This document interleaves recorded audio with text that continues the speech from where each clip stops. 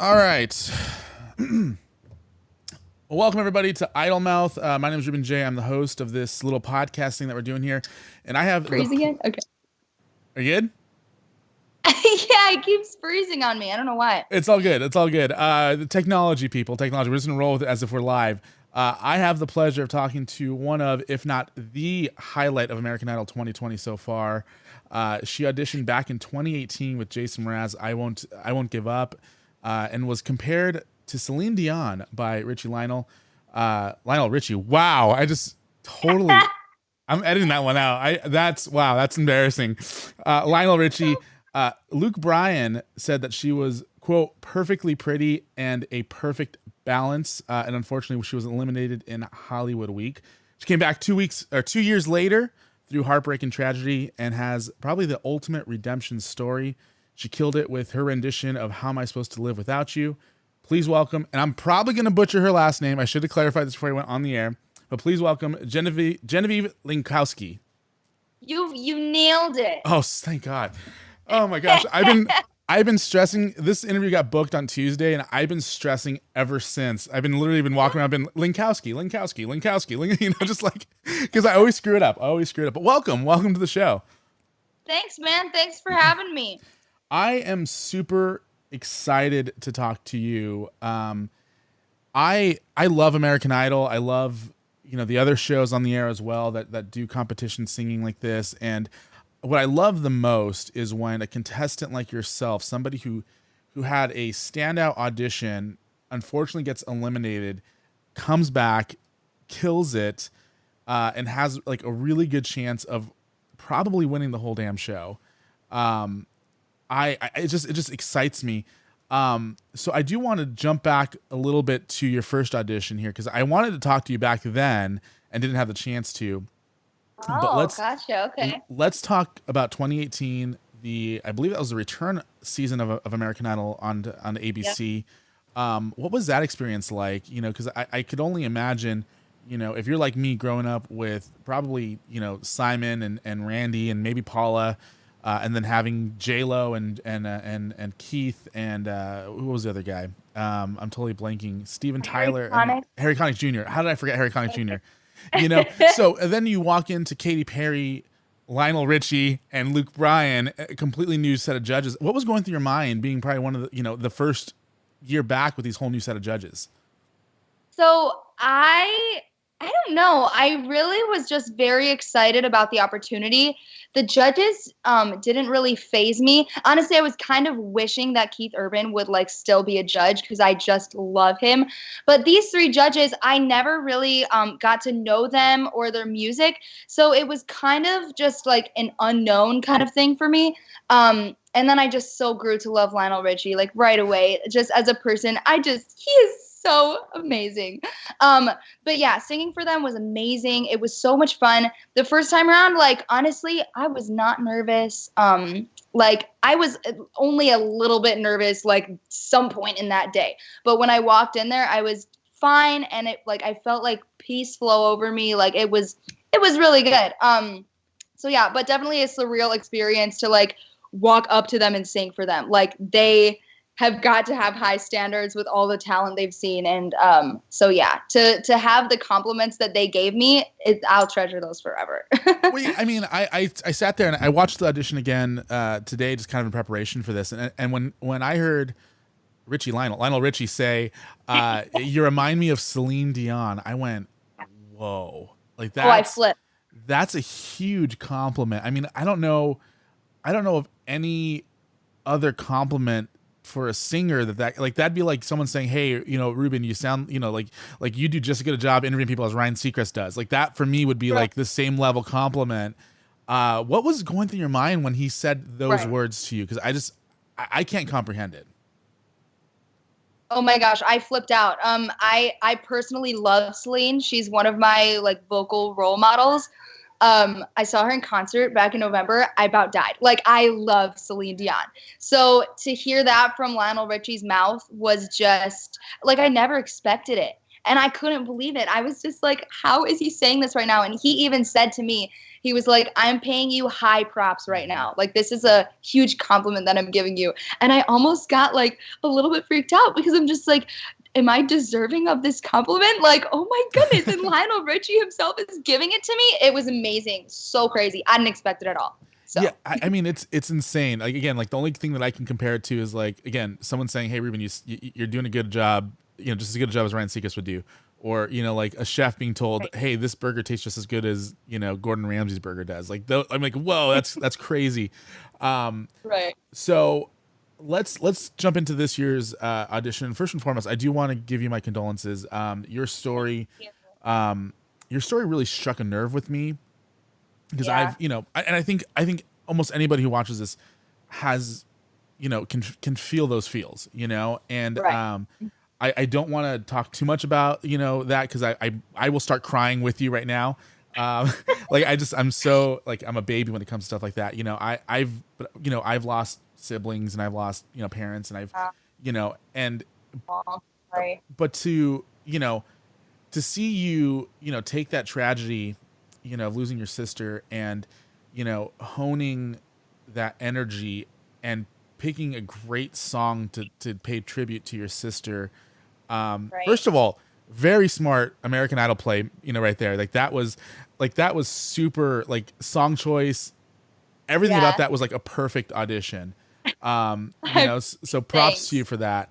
My first question about this year's audition is how were you able to stay focused and deliver that performance knowing the heartbreak that you went through? Because I was crying like a baby watching it. Luke Bryan looked like he was crying like a baby at one point, you know, right. So how were you able to keep it all together? So that's a tough one for me. I think it's a good thing and a bad thing. I have come to the point where I'm very used to being in front of the camera telling this story. And so for me and I'm also like a closet griever. Like I don't usually cry in front of people. Like it's rare if I do that. You know what I mean? So and this story hits so close to home for me. Obviously it's my story. I don't know. Part of me thinks that I'm still in shock. And another part of me is very, you know, like I was telling my friend today, there's this shell over me that like keeps it together. And like, I feel like the shell is just too hard because it never breaks. And I never like, it's almost like I'm just suppressing everything and holding it all in. So it's there. And I feel like, you know, people can feel that, but it has trouble coming out. So when it's time for me to get in front of a camera and talk about it, it's almost the normality for me. What's not normal is me like crying, telling the story in front of a camera like that. You probably won't ever see. So yeah, it was, and like, I don't know, they tried to get a lot of tears out of me at my audition and it kind of wasn't happening. And I didn't want to force anything. I wanted to be authentic. I wanted to be real, but I still wanted to feel, you know, and that's an ongoing battle with me personally. So I feel like a big reason that I was able to keep it together is just because there's so much pressure. I'm in front of a camera. I'm doing what I'm trained to do. And I still like, so what I had to do honestly was sit at that piano and really just take my mind back to my sister and sing from there. And honestly, like, I cannot break down the pre-performance. Like it's not okay because then all my voice goes away. So there's so many factors and elements that go into it. But yeah, it's just harder for me to cry or like not hold it together than it is for me to hold it together. So yeah, it's a good thing and it's a bad thing because like, you know, I'd like to like there's a lot inside of me that needs to get out, but I'm just always busy and performing and in front of a camera and it's just like so those moments don't come often. But yeah, I don't know, it's kind of a weird answer, but no, hey, it works for me because I understand it too. Like for me, I'm the opposite, you know, like the minute someone starts getting me to talk about my mom, it's like the word, like I start crying and just like, just to tell you a brief story, I went to a concert like a week and a half ago, and there's one song that this band plays every single time that I will start crying like a baby, because it talks about, somebody who was like in pain, and like once like I'm a believer of like once you pass on, like you're not in pain anymore, and like you're in a whole new world and you're free, and so that's what that song kind of talks about. And so I immediately, years ago would think about my brother, and then my mom passed away a couple years ago, and like this last time I was crying like a baby just thinking about my mom, and just like, so I'm the complete opposite in that respect. But at the same time, it's like, put me in front of in a microphone, and talk about it. I can kind of keep myself together because the lights are on and it's like, it's go time. So it makes sense to me. But at the same time, like I'm not performing a song that's asking, how can I keep moving on without this important person in my life? So it's like the logical side of me is like, how did she do this? But your answer makes perfect sense to me. So so with that being said, let's compare the two auditions, because audition number one, you came in with again, both ballady songs. I love Jason Mraz.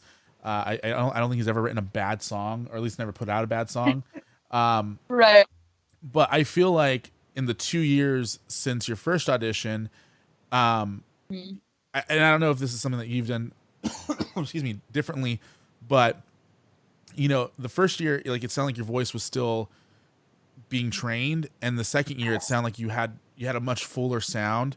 You weren't, I don't know. It feels like the tone kind of filled itself out. So how have you looked back at both sides and kind of compared and contrasted the auditions?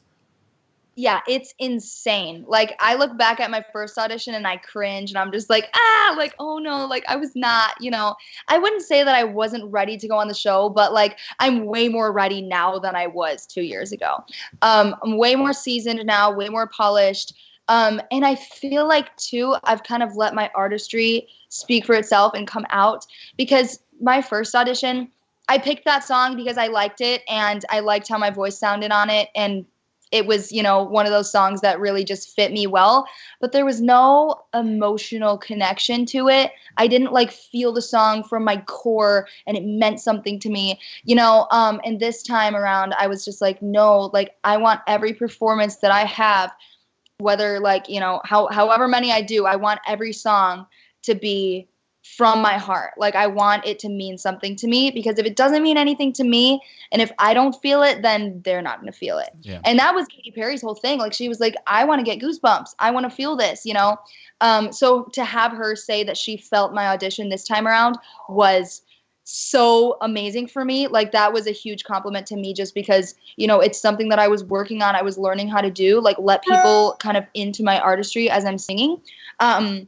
One thing that they didn't air in this audition, she told me, she said, you came in here, you hit all the right notes. And she was talking about 2 years ago. I didn't know that. I thought she was cutting me. She said, you came in here, you hit all the right notes, but I just didn't feel anything. And I was like, oh, shoot, I'm going home. And then she followed that up with, and then you come back 2 years later and wow, like I really felt that and blah, blah, blah. So, and I really know what she's saying. Like, yeah, 2 years ago, like, I just was singing a song. This time I'm like singing a song from my pain, from my experience, from my heart. And it means so much to me to be able to like share this with America, So yeah, a lot more meaningful. And then yes, my tone has seriously deepened a lot. Like I feel like my voice has shifted like a little bit and just like grown a lot in the last 2 years. So yeah. Absolutely. No, I agree with what you said there. Cause it honestly, for me, it felt like, I don't know, like it feels like, again, like you said, like I feel like if you would take that song, Jason Mraz's song, and I think if you would have auditioned with it this time, I think, I think you would have nailed it even better. And I think that there's emotion there with the stuff that you've been through in the last 2 years that that song could resonate with.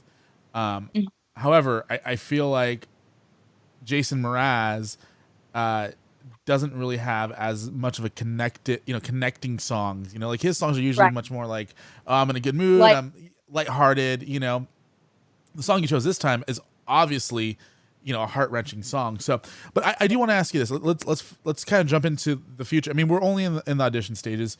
we don't know how far you go. You know how far you go, and you won't tell me. But I want to know, like, post American Idol. So let's fast forward. Let's go to June. Let's win, lose, draw, wherever you end up.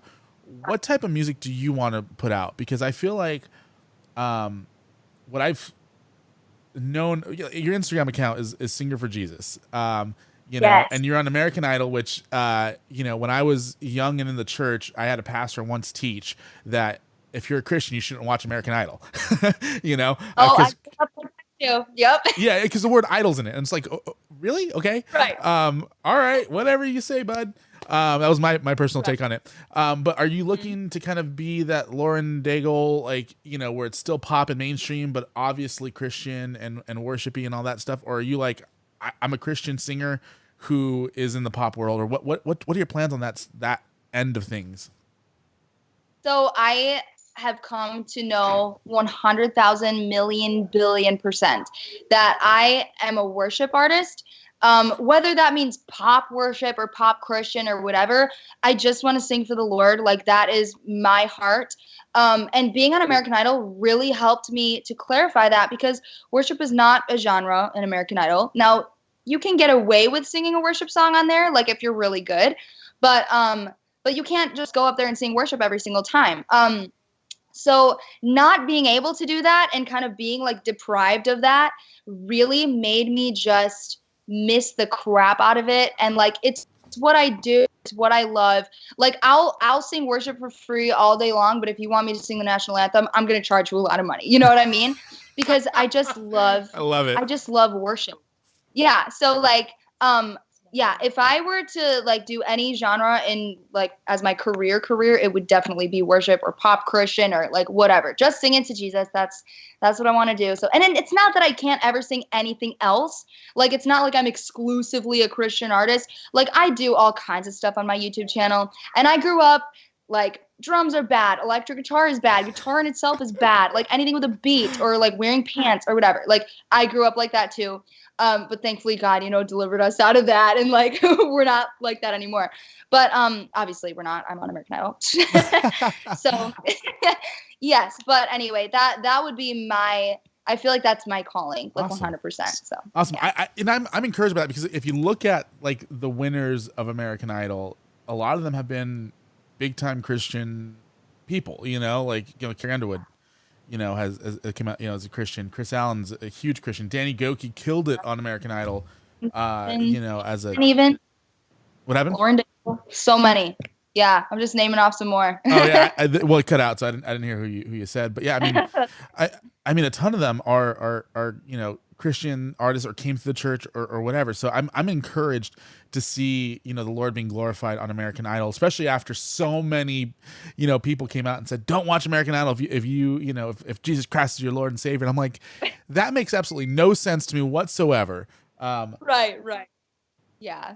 So, are you like, do you have like original music that you've released or plan on releasing that you've written yourself, or what's your writing skills at? Yeah, so that's perfect timing to ask that, because I just released earlier that last month, mid-February. Yes. I released my very first single. Oh. So this is a song called Beautiful Tragedy, and it's about my sister's death. And so what happened was, as we were in the hospital, kind of just like waiting it out and seeing what was going to happen, it was right after they pronounced her dead. We were going to have the memorial, and me and some friends kind of decided, hey, we want to write something original so that we can sing it at the memorial. And so everyone was down. So it was me, and then it was my sister's boyfriend, our worship leader, and another friend. And we all just sat down, the four of us, and we wrote this song in about an hour and a half. And it was a very personal project. It's a very personal song to us, but it's general enough to where like a lot of people can still relate to it. So when it came to the recording process, I reached out to a friend of mine, Tommy Prophet. I don't know if you've heard of him, but he's a big time producer, signed with Capitol Records. And he was like willing to, record it for us. And so we drove down to Nashville and we got it recorded, and then just released it like last month. So yeah, like it's Awesome. out on all music platforms. Everyone can get it, and yeah, it just kind of shows, all of the good that God brought out of her death, like so many good things. And it when I don't have time to like explain those in detail, but yeah, I do hope to one day. But that is my release song so far, and I'm working on a couple more. Really excited. It's actually her boyfriend. His name is Zach. He writes like so well, and so he's writing these next two that we're working on and working to release. So yeah, there are things in the Awesome. works. I'm going to a songwriting session tomorrow, my first one. So Sweet. but yeah, so it's kind of just starting out for me, but it's going. Awesome. Well, you know what? It's one step at a time. And people, one of the things that I love to do in my podcast and everything that I do is, I like to be uplifting and encouraging to people, because I think people forget that, everyone starts somewhere, whether it's the church or, your bedroom and with a YouTube channel or American Idol or all of the above, like it's one day at a time, one step at a time, one download at a time, one stream at a time, one song at a time, and eventually it's yours or it's not, like at some point, Yeah, there's, totally. yeah. So I'm super excited for you. I'm gonna definitely download that song and check it out, and probably, Thanks. post about it. For those of you who want more details about Beautiful Tragedy, by Genevieve Linkowski, let's see, I'm still so nervous about it. I get tripped up. I've at one point in one interview, I was like, hey, it's so-and-so, it's, crap. I don't know how to pronounce your name. So I'm happy that I'm able to get it. But MultiMediaMouth.com will have all the details of Beautiful Tragedy. I had another question for you, and I totally just blanked because I think I got tripped up on your name again. No, I got it. So I always ask people this because the beautiful thing about American Idol and The Voice and X Factor and America's Got Talent is, it gives you the chance to probably perform songs in a big way that you probably would never have the chance to do in your, personal life. Mm-hmm. So if you had one song that you could, coordinate and perform on American Idol, what's that song for you? Okay, can it be one that I've already done before? Sure, absolutely. Okay, so back in season 1 or season 16, I did Mama Knows Best by Jessie J. Oh my gosh. Like, it's just such a good song. It's my song. Like, I relate to it. I vibe with it. I love the bluesy, kind of poppy aspect to it. It is so good. It fits me like a glove in every single way. That song is so epic. And yeah, that would be really dope if like we did like a whole thing. Oh my gosh, that'd be so cool. I think you need to do it. If you make it to the lives, you need to do it. That would be awesome. Very awesome. All right. So well, how about this? Let's promise me that if you make it to the lives, that you'll fight to do that song. Okay. Yes. All right. Perfect. We got it here. So if she makes it to the lives and she doesn't do it, I will have lawyers come after you, because this is a legally binding contract now. I'm totally kidding. Totally kidding. Genevieve, thank you so much. I really appreciate your time and being open. If to close this out, because I really, like, my gut says that you go far in this show, and I hope that's true. And if that's true, why should people listening to this support you on American Idol? I don't know. I just feel like I'm just here because I've lived a harder life, and like I have so many blessings too, but like I've been through some hard stuff, and I feel like a lot of people can relate to that.